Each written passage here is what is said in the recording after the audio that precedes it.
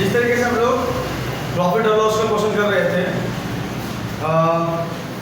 इससे पिछला क्वेश्चन जो था हमारा क्या था कि दो मोबाइल को 9900 रुपये में खरीदा जाता है, एक को 40% लॉस पर, दूसरे को 20% हानि पर बेचा जाता है। यदि दोनों मोबाइल को समान मूल्य पर बेचा जाता है तो लाभ पर बेचे गए मोबाइल का क्रय मूल्य बताओ। ये था हमारा पिछला क्वेश्चन, ठीक है, इसका हमने कराया था कल, ठीक है। अब उससे आगे का क्वेश्चन हम लोग जो है करेंगे। जैसे आज का पहला क्वेश्चन क्या है, ठीक है, आज का पहला क्वेश्चन ये है, यदि विक्रय मूल्य को 3 गुना, यदि विक्रय मूल्य को 3 गुना और क्रय मूल्य को 2.5 गुना कर दिया जाए तो लाभ 35% होगा। तो वर्तमान लाभ प्रतिशत ज्ञात करें। एकदम एक नंबर का क्वेश्चन है, ठीक है। एग्जाम हॉल में देखिएगा ऐसा क्वेश्चन लगेगा, क्या बोल रहा है क्या नहीं बोल रहा है, कुछ समझ में नहीं है, समझ में आ रहा ना, ठीक है। इसलिए क्वेश्चन को ध्यान से पढ़ो। क्या बोल रहा है, यदि विक्रय मूल्य को 3 गुना और क्रय मूल्य को 2.5 गुना कर दिया जाए तो लाभ 35% होगा, ठीक है। 35% लाभ होगा तो वर्तमान लाभ प्रतिशत ज्ञात करें। इसका मतलब क्या कि क्या हो रहा होगा, यहाँ पर प्रेजेंट की बात हो रही है या फ्यूचर की बात हो रही है, ठीक है, समझ रहे हैं ना। ये जो 35% प्रॉफिट दिया हुआ ना, वो 35% प्रॉफिट दिया हुआ फ्यूचर का, ठीक है, लेकिन प्रेजेंट का लाभ परसेंट पूछ रहा है कि प्रेजेंट का लाभ परसेंट क्या होगा, समझ में आ रहा है। तो हमको क्या क्या करना है कि फ्यूचर में क्या दिया हुआ है कि 35% लाभ होगा। तो 35% कहने का मतलब कितना, समझिए 35% कहने का मतलब कितना, कौन जल्दी बताए, कौन बताएगा, 7/20, ठीक है।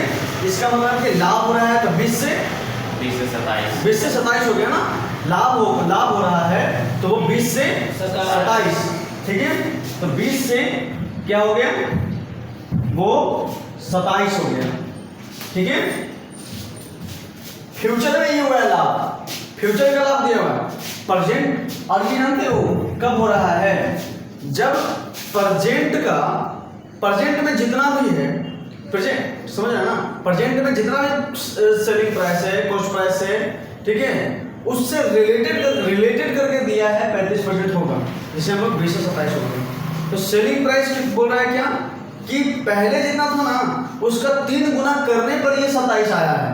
तो सिंपल सी बात है, स्टार्टिंग में कितना होगा प्रेजेंट में ये 9 होगा। खुद सिंपल सोचो कि 27 गुना कब होगा, 27 गुना हो रहा है, इसका मतलब, और ये 3 गुना हुआ, सॉरी 27%, ये 35% हो रहा है आपका फ्यूचर में, ठीक है। लेकिन कब, जब सेलिंग प्राइस में 3% के सेलिंग प्राइस में जब 3 गुना किए ना, तब जाकर प्रेजेंट में 27, फ्यूचर में 27 हो रहा है। समझ रहे हैं ना क्वेश्चन क्या बोल रहे हैं यहाँ पर, इसका मतलब ये 9, ठीक है। और क्या बोल रहे हैं कि क्रय मूल्य को 2.5 गुना कर दिया जाए, यानी 5/2, ठीक है। तो 5/2 को गुना करने में 20 आ रहा है, इसका मतलब 5/2 से हम इसको भागा दें, ठीक है। जिस तरीके से इसको हम लोग 3 से भागा दिए, 3 नंबर 7 आए, तो उसी तरीके से हमको इसको भागा देना पड़ेगा 5/2 से, समझ रहे हैं ना। वही वाला जो रेट है सेलिंग प्राइस का, वो हमारा प्रेजेंट का सेलिंग प्राइस निकल जाएगा। मेरी बात बाउंस मार रही है क्या तुम लोगों को, नहीं ना।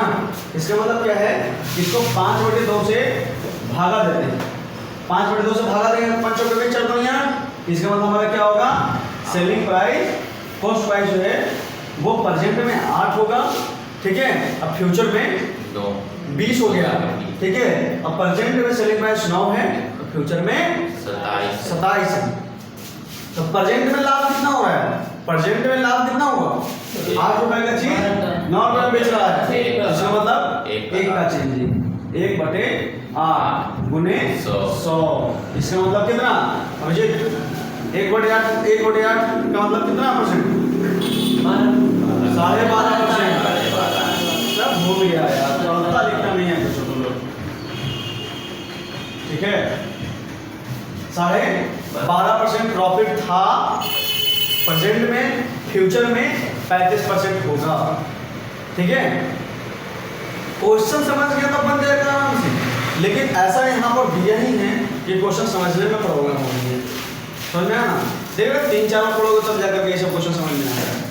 ठीक है, ये हो गया। अब आप लोग इसको लिखो जल्दी से। ठीक है, अब लिखा करो, पहले ही थोड़ा सा समझते समझते लिखा करो।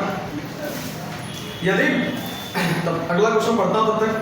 यदि विक्रयमूल्य को 2.5 गुना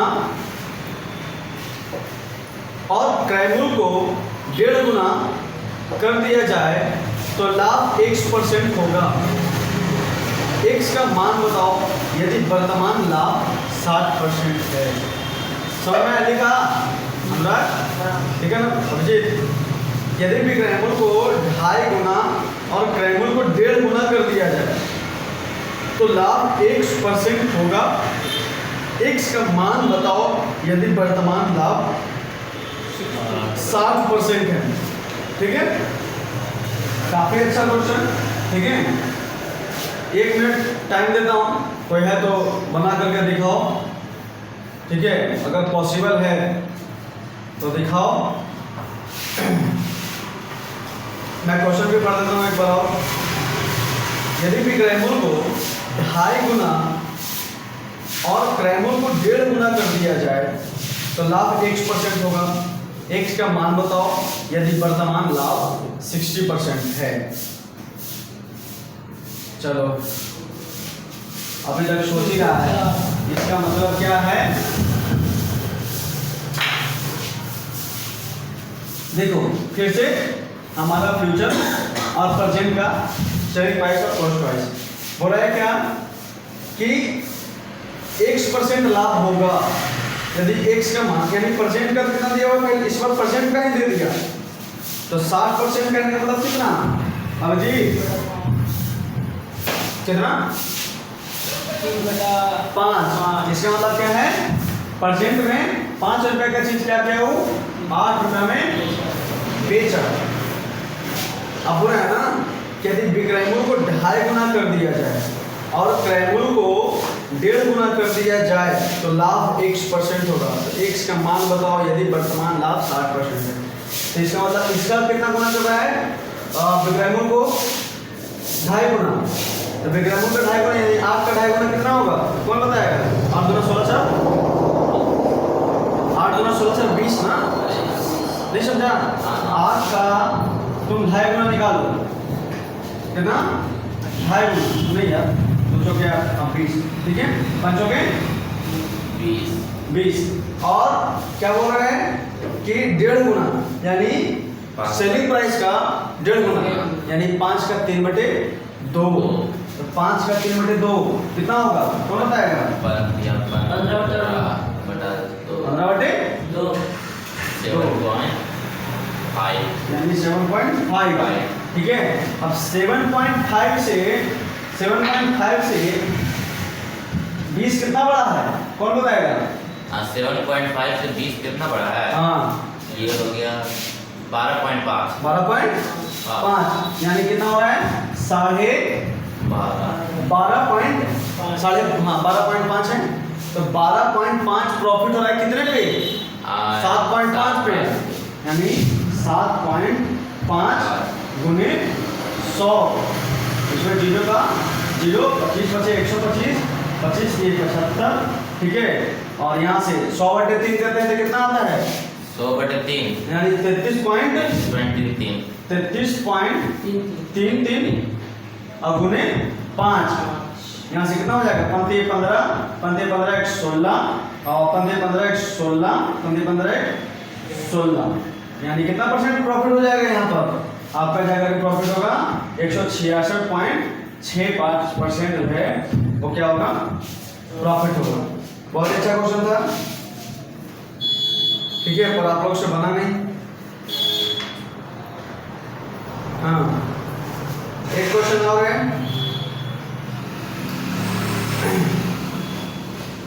अगला क्वेश्चन, एक व्यापारी ने एक वस्तु को 56 रुपए में बेचा तो लाभ की प्रतिशत संख्यात्मक रूप से क्रैमूल के बराबर है तो वस्तु का क्रैमूल ज्ञात कीजिए। बहुत ही अच्छा क्वेश्चन है, ठीक है। एक व्यापारी ने एक वस्तु को 56 रुपये में बेचा। एक व्यापारी ने एक वस्तु को 56 रुपये बेचा। यदि लाभ का प्रतिशत संख्यात्मक रूप से क्रैमूल के बराबर है तो वस्तु का क्रैमूल ज्ञात कीजिए। बहुत ही अच्छा क्वेश्चन है। देखिए ये क्या है, ये कौन सा क्वेश्चन नंबर है? ये क्वेश्चन नंबर 3 है। देखिए सिंपल सी बात है, अगर प्रॉफिट निकालना होता है परसेंटेज प्रॉफिट तो क्या करता है, यानी selling price minus cost price बटे सीपी गुने 100, ठीक है। ये हो गया प्रॉफिट। अब बोल रहा है ना कि प्रॉफिट परसेंट और कॉस्ट प्राइस दोनों क्या है, सेम टू सेम है। प्रॉफिट परसेंट और cost price same to same. तो यहाँ से हम वही रख लिए कि P परसेंट बराबर और एसपी कितना दिया हुआ इसमें 56 रुपये बेचा, तो 56 और कॉस्ट प्राइस हमें पता नहीं है बटे सीपी गुने 100। और ये जो प्रॉफिट क्वेश्चन में दिया हुआ है क्या कि प्रॉफिट परसेंट जो है ना P बराबर सीपी है, ये क्वेश्चन में दे रखा है, ये गिवन है। तो इसका हम फायदा उठाएंगे, ठीक है। और इसको हम क्या करेंगे, देखो प्रॉफिट परसेंट जो है कॉस्ट प्राइस के बराबर ये गिवन है क्वेश्चन में, ठीक है। तो यहाँ से हम लोग क्या करेंगे कि प्रॉफिट परसेंट की जगह पर हम सीपी लिख सकते हैं। तो यहाँ से CP equal to 56 minus CP by CP गुने 100। अब देखिए बच्चा यहाँ से क्या हो जाएगा, ओए ना क्या कर रहे हैं इधर देखो, यहाँ से क्या हो गया सीपी स्क्वायर माइनस 5600 सीपी, ठीक है, सॉरी 5600 हो गया और माइनस 100 सीपी। यहाँ से क्या दिख रहा है आपको, यहाँ से कुछ दिख रहा है तो समझ में आ रहा है आपको, यहाँ पे कुछ समझ में आ रहा है आप लोगों को क्या हो गया, ये कौन सा इक्वेशन है, कौन सा लॉस है, लॉस वाला है, कौन सा ये इक्वेशन है, ये क्वाड्रेटिक इक्वेशन जो है बन गया, ठीक है। आप लोग का ध्यान कहाँ था, ध्यान नहीं था तो हम नहीं कुछ कर सकते, कहाँ था, मैं बता रहा था बार बार ध्यान दो ध्यान दो। अरे कैलकुलेशन तो पहले भी कर सकता था, बाद में भी कर सकता था ना, वाला इधर फंस रहा था। सीपी स्क्वायर इक्वल टू क्या है 5600 माइनस क्या है 100 सीपी, ठीक है 100 सीपी। अब यहाँ पर हम इसको मिटा देते हैं, ठीक है, ये तो जानता ही है, और इसको भी मिटा देते हैं, ठीक है। क्या था कि ये हम इसको लिख सकते हैं ना कि सीपी को हम x मान लें, सीपी को x मान लें तो हमारा क्या हो जाएगा, ये x स्क्वायर बराबर 5600 माइनस 100x, समझना। अब यहाँ से हम इसको लिख सकते हैं कि x square plus 100x minus 5600 बराबर 0। और ऐसे ही क्वेश्चन को सॉल्व करने के लिए हम लोग क्या करते हैं कि जोड़े तो हमारा 20, जोड़े तो 20 वाला हमारा आ जाना चाहिए, और मल्टीप्लाई करें तो हमारा ये वाला आ जाना चाहिए। तो कुछ ऐसा सोचो कि जोड़े तो हमारा 100x आ जाए, समझा, हाँ, ठीक है, सीपी, ठीक है। अब यहाँ से क्या हो गया तो मिटा देता हूँ, ठीक है। यहाँ से क्या हो गया ये कि अगर हम इसको ऐसे लिखें कि प्लस 140 x, ठीक है, माइनस 40, ठीक है। सिंपल सी बात है, इतना क्यों करेंगे हम लोग, डायरेक्ट लिखते हैं ना, क्या लिखते हैं डायरेक्ट, हम लोग डायरेक्ट लिखते हैं इसका, तो ठीक है 100x है, ठीक है 100x है, तो हम इसको ऐसे लिख सकते हैं ना कि माइनस 140 माइनस 40 14 चौके 56, ठीक है। अब देखो 140 प्लस माइनस 40 करो तो 100 आ जा रहा है, और 140 गुने 40 करो तो 5600 आ जा रहा है। समझ में आ रहा है ना? हाँ। तो इसका मतलब ये कि हमारा क्या होगा, यहाँ पर 140 सीपी होगा। कॉस्ट प्राइस हमारा कितना होगा? कॉस्ट प्राइस हमारा क्या होगा? और इसको हम लोग ऐसे लिख सकते हैं, इसको ये कर देते हैं कि 140 इंटू माइनस 40, ठीक है। यहाँ से हम कॉस्ट प्राइस जो है वो यहाँ पर 140 लिख सकते हैं। खत्म। डायरेक्टली समझना है ना? देखो ये सब क्वेश्चन काफ़ी इंपॉर्टेंट है यार। आप जानते करते हो क्या, स्टार्ट कोई भी चैप्टर पढ़ो तो स्टार्टिंग पॉइंट में काफ़ी इजी क्वेश्चन रहता है, ठीक है, उतना सब समझ मिलता है। लेकिन पीछे वाला जो क्वेश्चन होता है ना, उसको हर एक बंदा छोड़ देता है, ठीक है। अब मिटाता हूँ, पूछो पूछो। जो इसमें निकाला ना सीपी का वैल्यू, हाँ तो सीपी प्लस 40 जरा माइनस 40 आ रहा है। हाँ, तो माइनस में कभी भी सीपी नहीं होगा, हमेशा सीपी प्लस में होगा। तो 40 ना होगा, 40 ले लो प्लस 40। खत्म। अब अगला क्वेश्चन क्या है कि एक दुकानदार ने एक वस्तु को 119 रुपये में बेचा। यदि लाभ की प्रतिशत संख्यात्मक रूप से क्रयमूल्य के बराबर है तो वस्तु का क्रयमूल्य ज्ञात करें। अब इतना मैं करने नहीं जाऊंगा, ठीक है। नेक्स्ट क्वेश्चन के लिए मैं इतना नहीं करने जाऊंगा। मैं क्या करूंगा क्वेश्चन नंबर 4 के लिए कि यहाँ से x square plus question number अगला चौथा का, ठीक है, एक्स स्क्वायर प्लस 100x, और यहाँ से आपका कितना हो जाएगा 119 100। अब डायरेक्ट यहाँ से हम ऐसे करेंगे सॉल्व, ताकि मेरे को भाई हैबिट है मतलब आप समझ रहे हो कि पिछले वाला क्वेश्चन का जो सॉल्यूशन था बिल्कुल इसी के बेस पे है, तो आप डायरेक्ट ऐसे भी लिख सकते हो, ठीक है। अब यहाँ से हम इसको क्या लिख सकते हैं कि 117x माइनस 17x, और यहाँ से आप क्या कर सकते हैं 119 को क्या कर सकते हैं 100, ठीक है। तो 17x माइनस 17x, और यहाँ से कितना हो गया, हाँ ठीक है 117 गुने 17, ठीक है। और ये हो गया यहाँ से 70, ठीक है, ये हो गया।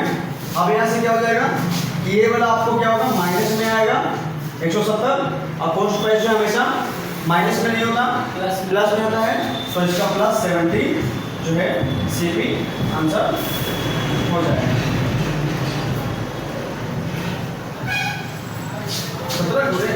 117 गुने नहीं होगा 107 होगा मेरा। हाँ 107 होगा ना, 107 गुने नहीं, नहीं 17 गुने 7 कितना होता है 17 7 119 होता है, तो 17 7 119, तो 170 17 7 19, हाँ ठीक है। यहाँ से माइनस 70x, अब हो गया, कोई दिक्कत नहीं है। यहाँ से कितना हो जाएगा 170 और 170 हो जाएगा 70, कोई दिक्कत नहीं है। अब यहाँ से क्या हो जाएगा, ये माइनस में आएगा, प्लस में आ जाएगा, तो हमेशा प्लस में सीपी आता है 70 सीपी। खत्म।